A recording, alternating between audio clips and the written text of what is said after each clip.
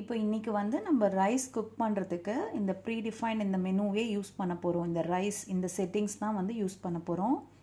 Actually rice multigrain அப்படின்ட்டு 2 settings இருக்குது. இப்போ ரைஸ் செட்டிங் வந்து வெறும் ஒயிட் ரைஸ் குக் பண்ணுறதுக்கு தான் வந்து ஈஸியாக இருக்கும். இப்போ ப்ரௌன் ரைஸ் இல்லை வைல்ட் ரைஸ் குக் பண்ணணுன்னா நம்ம இந்த மல்டிக்ரெயின் ஆப்ஷன் தான் யூஸ் பண்ணணும். இப்போ ரைஸ் செட்டிங்ஸில் வந்து நம்ம 3 செட்டிங்ஸ் வந்து மாற்றலாம். அதாவது லெஸ்ஸில் வந்து 8 minutes, நார்மலில் வந்து 12 minutes, ஸோ மோரில் வந்து 15 minutes. இது வந்து ஆட்டோமேட்டிக் ப்ரீசெட் டைம். நம்ம வந்து இதை வந்து இன்க்ரீஸ் ஆர் டிக்ரீஸ் வந்து நம்மளால் பண்ண முடியாது, எந்த சேஞ்சும் பண்ண முடியாது. இன்றைக்கி வந்து நான் நார்மல் செட்டிங்ஸ், அதாவது இந்த 12 minutesக்கு வந்து நான் ரைஸை வந்து குக் பண்ண போகிறேன். இப்போ நீங்கள் வந்து இந்த ஃபர்ஸ்ட் ஆப்ஷன் இந்த 8 minutesக்கு குக் பண்ணும்போது ரொம்ப பொலன்னு ரைஸ் வரும். இந்த நார்மல் மோடில் வந்து ஓரளவுக்கு வந்து நம்மளுக்கு ரைஸ் வந்து இன்னுமே எக்ஸ்ட்ராவாக குக் ஆகிருக்கும். மோர் ஆப்ஷனில் ரொம்பவே சாஃப்டாக உங்களுக்கு குக் பண்ணணுன்னா இந்த ஆப்ஷன் யூஸ் பண்ணலாம். ஸோ நம்ம வந்து இன்றைக்கி மீடியமாக குக் பண்ணுறதுக்கு இந்த நார்மல் மோட் யூஸ் பண்ணிக்கலாம். ஆனால் இந்த மெத்தடில் தான் குக் பண்ணணும்னு அவசியம் கிடையாது. நம்ம வந்து இதுக்கு பதிலாக நம்ம ரைஸை வந்து இந்த ஆப்ஷனில் தான் குக் பண்ணணும்னு இல்லை. நம்ம நார்மலாக ப்ரெஷர் குக் பண்ணுறதுக்கு இந்த ப்ரெஷர் குக் ஆப்ஷனை யூஸ் பண்ணி கூட நம்ம குக் பண்ணலாம். வந்து நான் நெக்ஸ்ட் செக்ஷனில் வந்து உங்களுக்கு காட்டுறேன். இது வந்து இந்த ரைஸ் அந்த ப்ரீடிஃபைன்ட் மெனு எப்படி யூஸ் பண்ணுறதுன்றதுக்காக இந்த செக்ஷன். உங்களுக்கு பாஸ்மதி ரைஸ் எடுத்திருக்கேன். இதை வந்து இந்த பாட்டில் சேர்த்துக்கலாம். இப்போ ஈக்குவல் குவான்டிட்டி நம்ம தண்ணி எடுத்துக்க போகிறோம். ஸோ நான் வந்து இப்போ 3 கப் அரிசி எடுத்திருக்கேன். ஸோ 3 கப் தண்ணி வந்து இதில் சேர்த்துக்கிறேன்.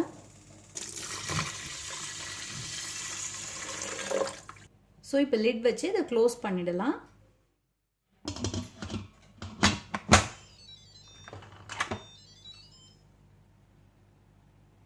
வென்டிங் பொசிஷன்லேருந்து நான் சீலிங் பொசிஷனுக்கு வால்வை வந்து மாற்றிக்கிறேன்.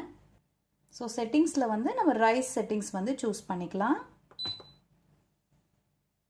பார்த்தீங்கன்னா ஆட்டோமேட்டிக் மோட். இப்போ 12 minutes லோ ப்ரெஷரில் வந்து இது குக் பண்ண போது நம்மளால் வந்து இது சேஞ்ச் பண்ண முடியாது.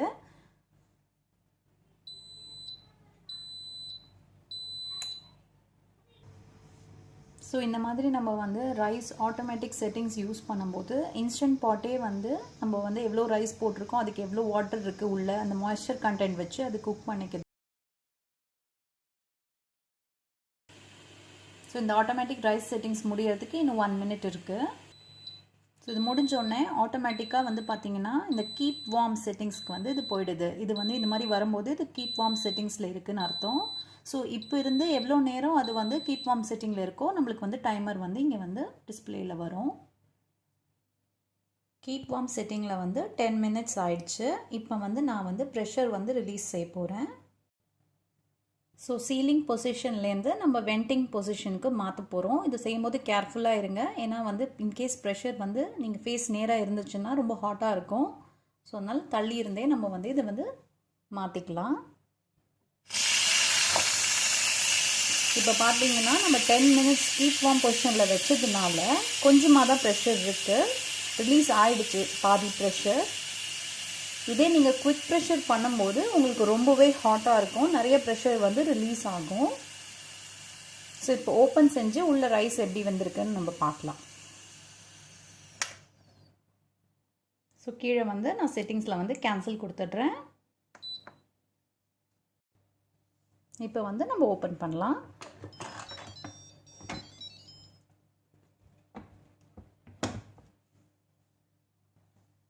ஸோ ரைஸ் பாருங்கள் நல்லா வெந்துருச்சு. ஸோ இன்ஸ்டன்ட் பாட்டில் ரைஸ் மோடில் நம்ம இன்றைக்கி வந்து ரைஸ் எப்படி பண்ணுறதுன்னு பார்த்துட்டோம். அடுத்து நான் வந்து பாட் அண்ட் பாட் மெத்தடில் ரைஸ் எப்படி குக் பண்ணுறதுன்னு உங்களுக்கு காட்டுறேன். இப்போ இது வரைக்கும் நம்ம டைரெக்டாக இந்த பாட்டை யூஸ் பண்ணி குக் பண்ணிட்டோம். இப்போ பாட் அண்ட் பாட் மெத்தடில் இதுக்குள்ளே வேறு ஏதாவது ஒரு பாத்திரம் வச்சு எப்படி குக் பண்ணுறதுன்னு பார்க்கலாம்.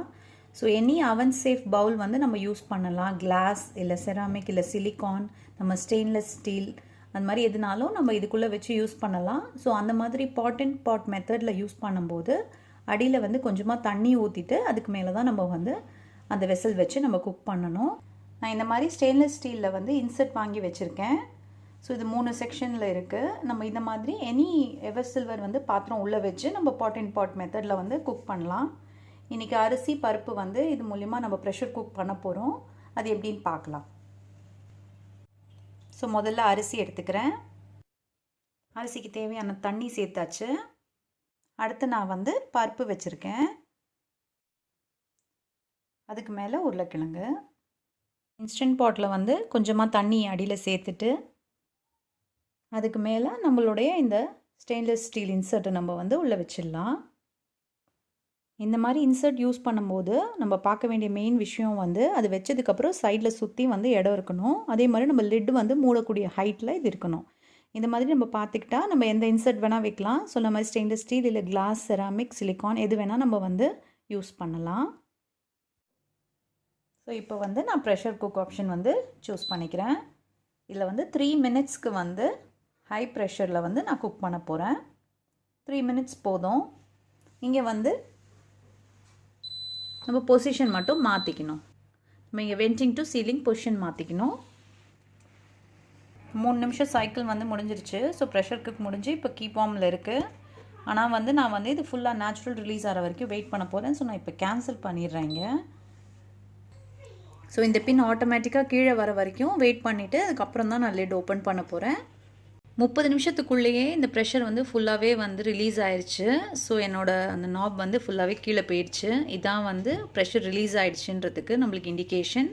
இதுக்கப்புறம் நம்ம வந்து சீலிங்லேருந்து வென்டிங் பொசிஷன் மாற்றிட்டு இப்போ வந்து லிட் ஓப்பன் பண்ணிடலாம்.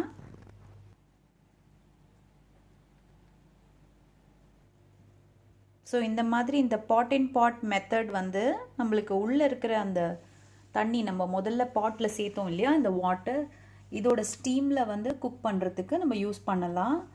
அதே மாதிரி வந்து ஃபுட் ரீஹீட் பண்ணணுன்னாலும் நம்ம இந்த வாட்டர் பாத் இது மாதிரி கொடுத்து பாட் அண்ட் பாட் மெத்தடில் வந்து நம்ம வந்து ரீஹீட் பண்ணிக்கலாம்.